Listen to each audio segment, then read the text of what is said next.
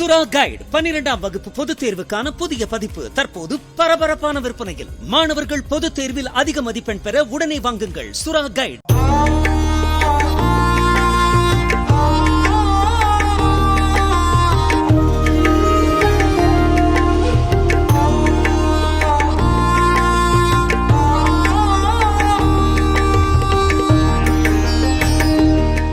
சித்ரா பௌர்ணமியை ஒட்டி திருவண்ணாமலையில் ஏராளமானோர் கிரிவலம் சுற்றி வருகின்றனர். பக்தர்களுக்கு தன்னார்வலர்கள் தண்ணீர் பாட்டில்கள், மோர், பிஸ்கட்கள் உள்ளிட்டவற்றை வழங்கி வருகின்றனர்.